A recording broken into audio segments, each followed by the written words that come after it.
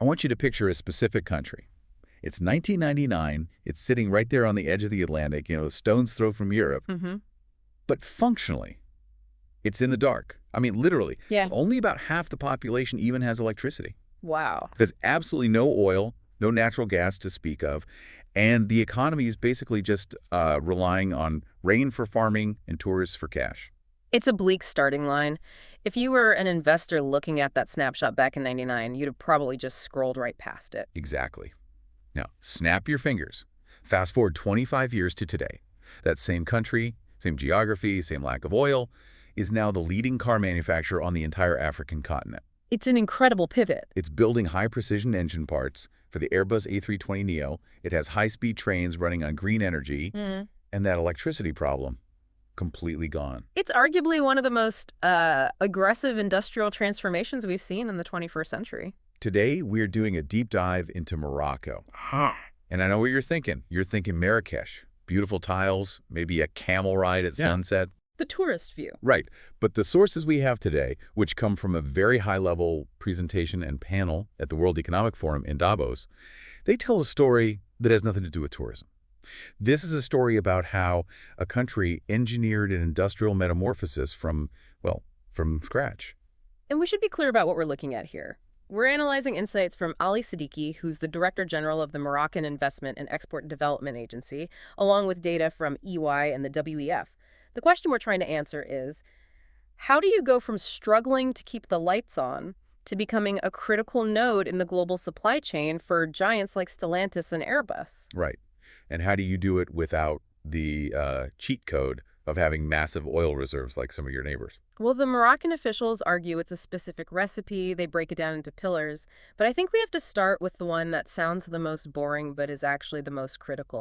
Stability. But they don't just mean peace, do they? Because lots of places are peaceful but still poor. No. They're talking about predictability. You have to remember, Morocco is the second oldest monarchy in history.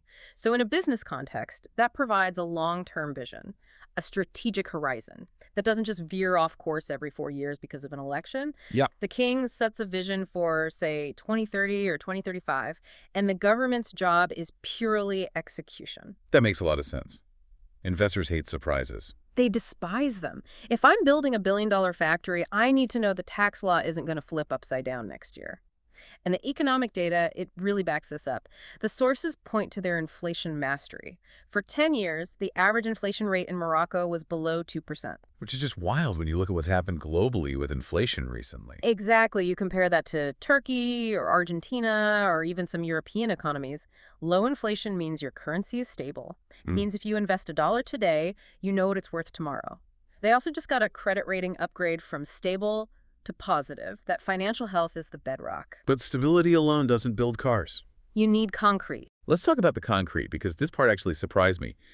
When I think of massive Mediterranean ports, I think of Europe, Barcelona or Piraeus in Greece. That would have been the correct assumption 20 years ago. But the source says Tanger Med, Morocco's port, right there in the Strait of Gibraltar, is now the largest container port in the Mediterranean and in all of Africa.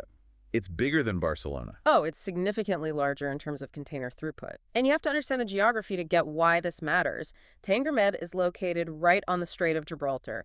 Every single ship going from Asia to the Americas or from Northern Europe to Asia has to pass right through there. So it was a zero deviation stop. Exactly. Ships don't have to go out of their way at all to dock there. It's like the ultimate highway rest stop for global trade. And they built it before they had all the factories. Precisely. It was a massive, if you build it, they will come bet. They created a first world logistics hub right at the doorstep of Europe, and they didn't start at the water's edge. No. They built the trains, too. The Al Barak. Morocco is the first African country with a high-speed train. And get this, it's fully powered by green energy. And that green energy detail is going to be crucial later on, so just, file that away. But looking at the whole infrastructure map, they now have the second largest highway network in Africa and the largest airport network. They essentially built a logistics web that rivals Southern Europe. They made it physically easy to move stuff in and out. So, okay, they've set the table. They have stability, a massive port, the roads are there. but you still need to actually make something to put in those shipping containers. And this is where the story shifts to automotive. Which is the crown jewel of this whole transformation. I had no idea about the scale of this. Morocco is now the largest passenger car manufacturer in Africa. The source says their total capacity is over 1 million cars per year. To put that in perspective, they are the #1 exporter of cars to the European Union from outside the EU.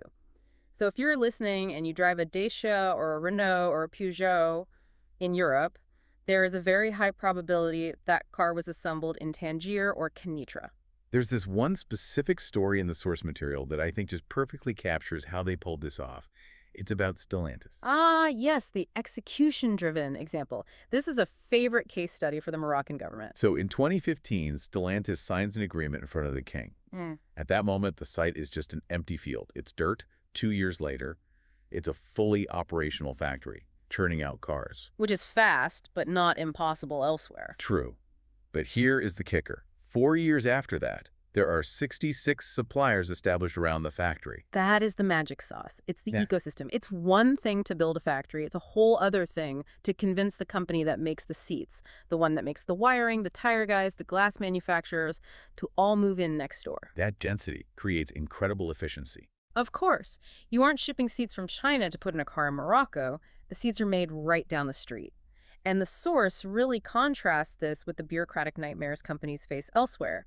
Morocco's pitch is basically, we will cut the red tape, just bring your supply chain. And now they're leveling up from that. They aren't just bending metal for car doors anymore. They're moving into aerospace. Which is a whole different beast. Yeah. This is where we get to the Airbus A320neo. Morocco recently launched a project to manufacture engine parts for it. Just think about the difference in the risk profile there. Exactly. If a car door handle is a bit off, it's annoying. If an engine part on a passenger jet is off, it's catastrophic. Moving into engine manufacturing implies a level of engineering and quality control that is truly world-class. You don't outsource that kind of work to a low-cost country unless you trust the engineering implicitly. It signals their industrial base has matured from simple assembly to really complex engineering, and even that traditional industries are being forced to evolve. The source mentions textiles, which has been a staple in Morocco for a century, but now they're modernizing it to meet ESG standards. Right. Environmental, social, and governance. Exactly. The big fashion brands are under huge pressure to clean up their supply chains. So Morocco is positioning its textile industry as carbon neutral compliant. So brands can manufacture there without taking a reputational hit on sustainability. Which brings us to the topic that seems to be the cheat code for their future growth: green energy. This is potentially Morocco's biggest competitive moat. It's the difference maker, I think.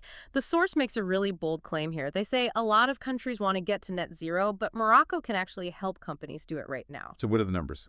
Currently, over 40% of their energy mix is renewable. The target is 52% by 2030, but the AMD Director General was very confident they will blow past that. And when I think Morocco and energy, I immediately think of solar. You see those pictures of the massive solar farms in the desert. Everyone does. The Noor Solar Complex is famous. But the source points out a common misconception. It's not just the sun. It's the wind. It's the wind. They said the winds are exceptional, and from an engineering standpoint, the combination is what matters. Solar gives you power during the day, but wind. In Morocco, the trade winds are incredibly consistent, and they often pick up when the sun goes down. So you get a more stable baseline of power. Exactly, what we call baseload power, but without burning coal or gas. This combination creates one of the lowest cost green electricities in the world. Okay, but why does a car manufacturer care if the electricity is green? Is it just for PR? No, and this is the part that is so often overlooked. It's about the bottom line. Europe is implementing something called the Carbon Border Adjustment Mechanism, or CBAM. The carbon tax. The carbon tax, exactly. Essentially, if you import a product into Europe that was made with dirty, energy-like, say, coal-powered electricity in Asia, you have to pay a tax penalty on it. It evens the playing field. It does. But if you manufacture that same product in Morocco using their wind and solar, your carbon footprint is near zero. You avoid the tax. So green energy isn't just a nice to have, it's a tax shield. It's a massive financial advantage. You can net zero your output just by changing your location, and you save a ton of money on tariffs. That's why industries are flocking there. Let's zoom out a bit. We've got the factories, the tax-free green energy, but where's all this stuff going? This is where Morocco plays what I'd call the pivot card. Right. Their political geography is fascinating. The source says they have free trade agreements, FTAs, with over 50 countries. That's access to 2.5 billion consumers. But it's who's on that list that matters. Look closely. Obviously, the European Union, most of Africa, and the United States. And Morocco is the only country in Africa with an FTA with the United States. That's the key. And they also have one with the EU. Now, here's the nuance that makes this a superpower. The US and the EU do not have a comprehensive free trade agreement with each other. Wait, really? I just assumed they did. Nope. There are still plenty of tariffs between the US and Europe on many goods. So Morocco sits right in the middle. If you're a US car maker, you can build in Morocco and export to Europe duty-free. If you're a European company, you can manufacture there and export to the US duty-free. It's a geopolitical loophole. It's a bridge. In a world where trade wars are heating up, being the one neutral ground with access to everyone is incredibly valuable. And it's not just about manufacturing, right? The source also mentions food security and phosphates. Right, I almost missed that. Why is that part of the bridge strategy? Because stability isn't just about cars, it's about survival. Morocco holds about 70% of the world's known phosphate reserves. 70%. And phosphate is the key ingredient in fertilizer. You cannot feed the world without it. That's Saudi Arabia levels of dominance, but for food. So they're also telling the world, we are essential for your food supply chains. It gives them immense geopolitical leverage. And the WEF representative, Kelsey Goodman, brought up nearshoring. Right. We've all seen supply chains break down. Companies are tired of shipping things across the entire Pacific. They want their factories closer to home. Morocco offers that. It's the China plus one strategy, but on the doorstep of the West. Okay, so the location is perfect. The energy is green. The trade deals are signed. But you can't run high-tech factories without people. And this is where the demographic dividend comes in. This is the stat that makes economists just drool.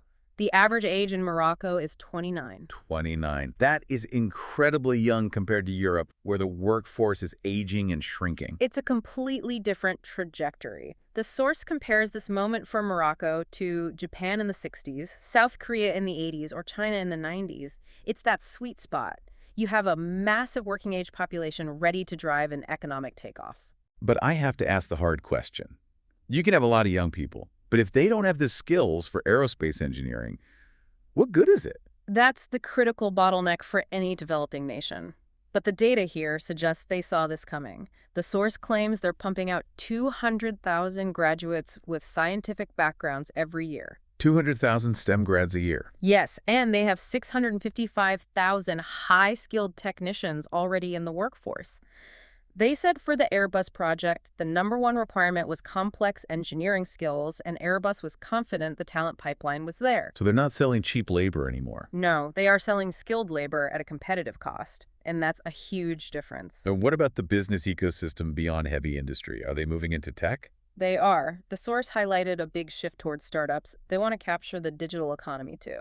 They mentioned a startup called Deveto. The EY partner described it as a more efficient Shopify and said it's poised to become a unicorn. A startup valued at over $1 billion. If they can pull that off, it sends a huge signal to venture capital that Morocco is open for tech business, not just manufacturing. Yeah. And the government is throwing serious money on the table to make it happen. The investment charter. Right. Their new incentive package from 2022, it is very aggressive. They offer grants covering up to 30% of your capital expenditure, your CapEx. So wait, just to be clear, if I go to Morocco and say, I'm building a factory that costs $100 million, the government might say, great, here's $30 million to help you build it. Under certain conditions, if you create jobs, if you go into sustainable sectors, if you invest in certain regions, yes, that completely changes the ROI calculation for a CFO. It massively de-risks the project. Plus, they have industrial acceleration zones with zero taxes for the first 5 years. There's one more accelerator mention that we can't ignore because it's going to be very visible. Sports. The deadline for development. Morocco is hosting the Africa Cup of Nations in 2025 and co-hosting the 2030 FIFA World Cup. And we shouldn't see these just as soccer tournaments. In the context of development, a World Cup is a gun to the head of the bureaucracy. How so? You can't delay the World Cup. The opening whistle blows whether you are ready or not. That means the stadium must be built. The high-speed rail expansion must be finished. The hotels must be open.